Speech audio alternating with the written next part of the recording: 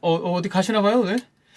그러게요. 네. 예. 어쩌니까 좀 차려입었고. 예. 오늘 집에 가시나 봐요? 아니요. 저도 이제 곽정순이랑 오늘 히프 녹음이 있기 때문에 맞아요, 사실은. 이들이 있어서 좀 편하게 입었습니다. 바쁘신 날이죠. 예.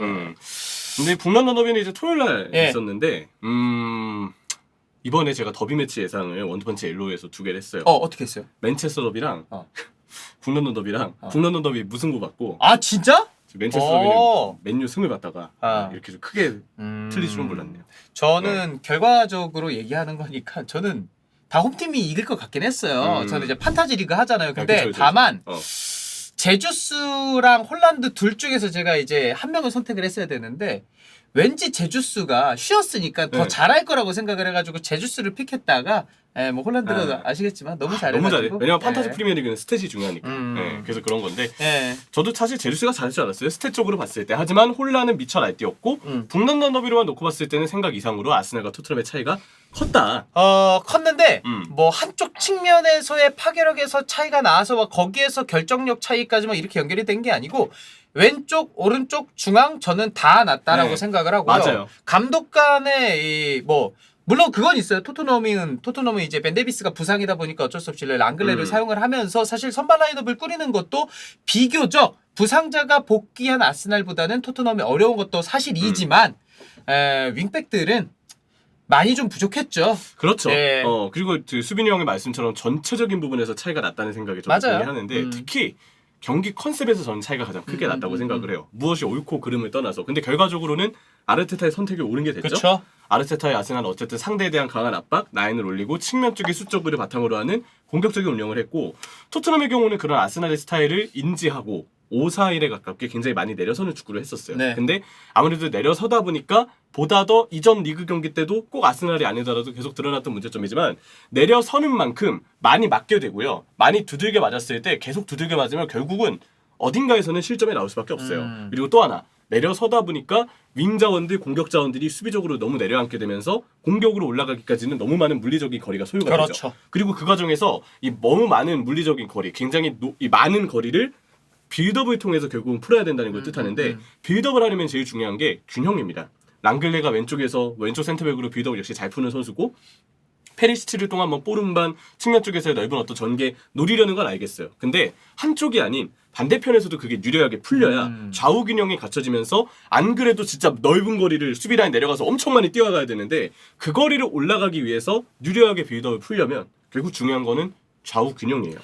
이게 그 토트넘이 이날 경기 역습이 아예 없었던 건 아니에요. 나름 역습에서 날카로운 장면도 있었고 페널티킥을 얻어내는 장면도 이제 역습에서 출발이 됐으니까. 근데 그 장면들에서 좌우 윙백들의 영향력이 느껴졌느냐? 일단 공격적으로 평가할 때 그렇지 않았거든요. 근데 맞아요. 수비 쪽으로 돌아가서 너무나 큰 실수를 했죠, 에메르송이. 맞아요. 예. 그러면서 결국은 이 경기에 대한 전의를 완전히 상실하게 만드는 이 이유가 되고 말았습니다. 흰수건 던졌어요. 예. 맞아요. 그래서 에메르송의 경우는 이번에 에메르송의 영상을 또 주인공으로 잡은 이유는 좀 그것도 있어요. 혹시 모를 에메르송의 이 퇴장 이후의 징계가 어쩌면 토트넘한테 예상치 못한 반등의 기회를 줄 수 있다. 맞아요. 그러니까 토트넘 팬들이 그 얘기하더라고요.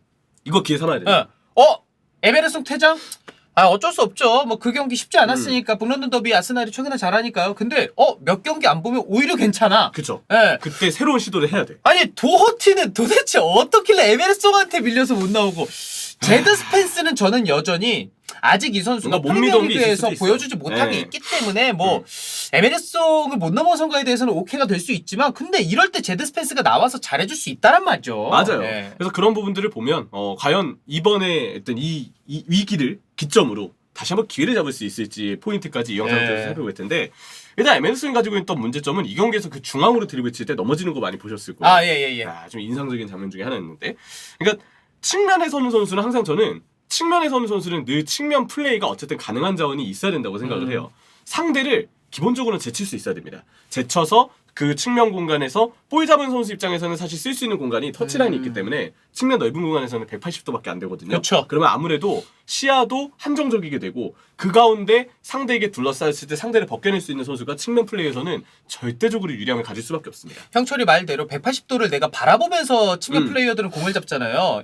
중앙 선수들은 좀 더 넓은 중앙은 각도가 상당히 필요하고 쉽죠. 근데 측면에서 드리블 돌파가 가능한 자원들이 더 높긴 해요. 음. 윙백, 풀백들이. 다만 어느 정도 드리블 실력을 가지고 있으면 거기에서 오는 장점이 뭐냐면은 전진 드리블을 내가 할 수 있다라는 거를 상대 수비한테 심어주면은 상대가 물러나거든요. 맞아요. 그때 동안 내가 전진을 하든 우리 동료가 전진하든 그런 게 될 텐데 에메르송은 그거를 맡기고 온도불 상황에서 에메르송에게 뭔가를 기대하기가 굉장히 어려운 자원이에요. 그렇죠. 그러니까 터치라인을 따라서 등지고 있을 때 상대에게 둘러싸였을 때 상대에게 도전받았을 때 그걸 제쳐내면서 없는 공간도 만들 수 있는 그렇지. 선수가 제일 유리하고 그리고 또 여기서 더 좋은 선수가 되려면 그 공간을 만들면서 자연스럽게 드리블의 패턴을 자유자재로 가져가는 선수. 안쪽도 치고 바깥쪽으로도 치고 그러면 1대1로 달라붙을 상대 수비가 예측이 안 되기 때문에 그러면 또 공간이 열리게 되거든요. 맞아요. 그리고 또 하나는 역시 그러면서도 동료를 활용하거나 좋은 킥력을 가지고 있는 그 부분에서 다양한 장점들을 가지고 있는 선수가 우리가 아는 측면에서 정말 우수한 클래스를 가진 선수로 평가를 할 수가 있는데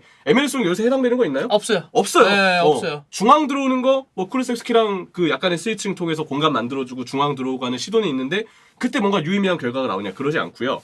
그렇다고 해서 측면에서 뭔가 크로스 답답하죠. 크로스 킥, 패스, 마무리, 공격에서의 판단 역시도 에메르송은 좀 답답한 부분이 많고 1대1 수비 상황에서의 문제점도 이번에 보여줬어요. 시종의 일관 마르티넬리에게 좀 고전을 했었는데 예. 마르티넬리에게 결국 1대1 상황에서 성급하게 도전을 하고 쉽게 제쳐지면서 결국은 수비 쪽에서의 뒷공간을 내어주는 점. 게다가 이번에 그 발목 쪽으로 들어갔던 깊은 태클은 거의 발목이 아니라 종아리까지, 그렇게까지 정강이까지 맞죠. 맞아요. 예. 스터디가 들린 채로 그 타이밍이 너무 늦은 채로 이제 뒤에서 들어간 태클이기 때문에 예. 이거는 퇴장에 나와도 맞아. 할 말이 없는 장면이었을 거라고 생각을 합니다.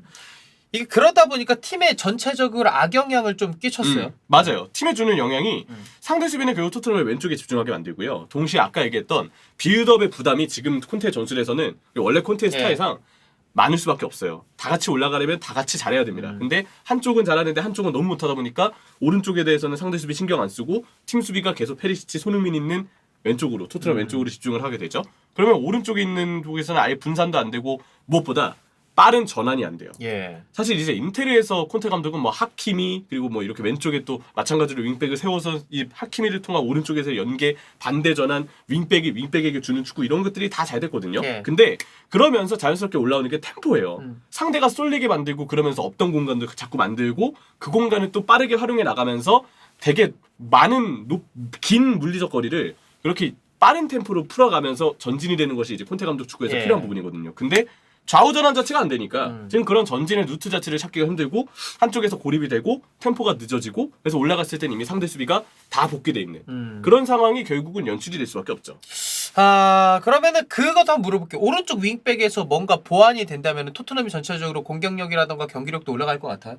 저는 좀 올라갈 수 있을 예. 거라고 봐요. 결국 아까 얘기했던 예. 빠른 전환의 키워드라도 일단 갖춰지면 물론 여전히 토트넘은 미드필더 쪽에서의 플레이메이커 부재 뭐 공격진의 어떤 그 요즘에는 또 윙백과 공격진의 동선분배도 조금 애매해 보이는 부분은 그렇죠. 있지만 근데 다른 걸 떠나서 일단 윙백을 통한 반대 전환이라도 좀 하나의 루트라도 찾게 되면 그래도 어느 정도 이전보다는 경기력적인 향상 포인트를 측면에서는 기대도 괜찮을 거라고 봐요. 예. 왜냐면 그렇게 되면은 이 지금은 너무 토트넘의 빌드업이 왼쪽에 편중돼 있으니까 왼쪽에 서는 선수는 약간 보조자 역할을 해야 되고 폭 넓히는 페리시치가 고정적으로 볼을 운반하는 역할을 맡으니까 안쪽으로 좀 한정되게 되는 손흥민이 자꾸 내려와야 되고 이 손흥민 선수의 피니시 역할보다는 자꾸 메짜라처럼 뭔가 그렇죠. 중앙 미드필더 네. 역할을 해야 되는. 왜냐면 페리시치가 올라가 있으니까 커버해야 되는 선수가 필요하잖아요. 그러니까 손흥민 선수가 내려와서 뭔가 장점이 좀 안 나오는 애매한 구도가 펼쳐지는데 만약에 이런 빌드업의 부담을 왼쪽이 아니고 오른쪽으로 옮겨놓을 수 있다고 생각을 해보세요. 그러면 왼쪽에 있는 자원은 마무리에 집중할 수가 있어요. 오른쪽에서 좀 더 볼 연계와 순환을 위한 헌신적인 움직임을 가져간다고 쳤을 때 넘어왔을 때는 공간이 생겨 있으니까 그쵸. 반대쪽에. 저는 그렇기 때문에 지금 오른쪽을 한번 살아놔야 되고 예. 오른쪽이 살아났을 때 토트넘의 경기를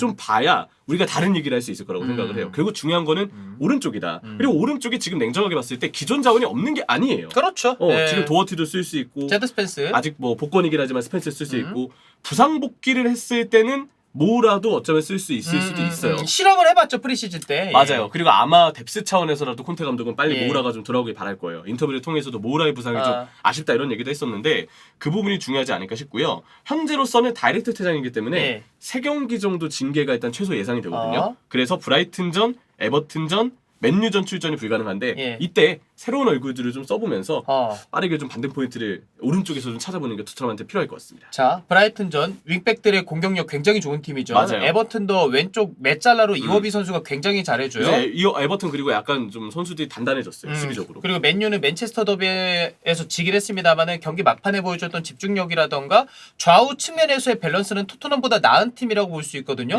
에메르송이 나올 수 있는 오른쪽 위치에서 상대는 이제 반대 왼쪽이 굉장히 공격력이 좋은데 에메르송이 나오지 못하고 다른 선수들이 나와서 여기에서 좋은 모습 보여준다. 이거는 저는 기회가 될 수 있을 것 같긴 해요. 맞아요. 그래서 그런 부분들 예. 때문에 콘테 감독이 어. 그동안 쓰는데 좀 망설였던 선수들을 이번엔 어쩔 수 없이라도 써야 되는 상황이기 때문에 거기서는 결국 포인트가 좀 바뀌지 않을까. 그런 부분들을 기대해 볼 수 있겠고요. 저는 이번 북런던 더비에서 정말 아까 팀적인 경기 컨셉의 차이, 전체적인 포지션의 차이 다양한 얘기를 했지만 풀백, 윙백 싸움도 결국은 많이 토트넘이 밀리고 들어간 부분이 있다고 생각을 해요. 저는 압도적인 압도적이죠. 차이라고 생각을 하고요. 일단은 템포와 쓰임새에 대해서 너무 차이가 컸어요. 왜냐면 왼쪽에 진첸코를 떠나서 오른쪽 똑같이 오른쪽을 비교해 보면 베나이트는 이번에 그 앞으로 점점 더 영리한 소재가 좀 되고 있어요. 그래서 공격적으로 올라가지고 공격 가담을 해주고 그러면서 뭔가 예전에는 단순히 미드필더처럼만 이 선수를 써야만 하는 상황이 아닌가 싶었는데 갈수록 공격력도 좋아지고 있거든요. 맞아요. 특히 이번에는 노골적으로 공격에 집중을 하면서 네. 사카에게 토트넘의 윙백인 뭐 페리시치랑 손흥민이 집중이 될 때 어떻게든 공간이 비거든요. 근데 그 공간을 화이트가 빠르게 올라와주면서 토트넘의 예상 밖으로 화이트가 공격이 꽤 많은 가담이 되어줬죠. 그리고 베나이트가 공격 가담을 할 때 결국 손흥민, 페리시치 쪽은 아무래도 사카 쪽에 집중이 돼 있으니까 베나이트가 올라갔을 때는 그쪽에 선을 마크하는 선수가 없고 그래서 결국 토트넘의 미드필더가 한 명 따라 나오게 되는데 그러면 토트넘이 안 그래도 중원 숫자가 적은 그 투미드 중에 한 명이 측면으로 따라 나오기 때문에 그러면 나머지 중앙에 있는 웨데고르나 파티 같은 선수들이 자유로울 수밖에 없어요. 맞아요. 그란트 자카도 그렇고. 그게 딱 첫 골 장면이 그랬죠. 사카를 맞아요. 맡고 있었던 페리시치와 손흥민. 근데 옆에 베나이트는 비어 있었고 베나이트는 파티한테 밀어주고. 맞아요. 파티 중거리 슛이 뭐 0점이 가끔 맞을 때가 있거든요. 맞아요. 예. 그래서 이런 거 보면은 윙백이 왜 중요한지 맞아요. 그걸 알 수 있고 토트넘도 이번에 오히려 한 명이 빠지게 된 에메르송이 빠지게 된 상황을 기회로 삼아야 될 필요가 있다. 그 얘기를 좀 강조하는 게 맞는 것 같습니다. 네, 진짜 궁금해요. 네. 에메르송이 나오지 않고 도어티가 어떤 모습 보여줄지, 혹시 제드 스펜스가 나오게 된다면 어떤 모습이 보여줄지 저는 진짜 충분히 기회가 될 수 있겠다라고 네. 생각합니다. 예.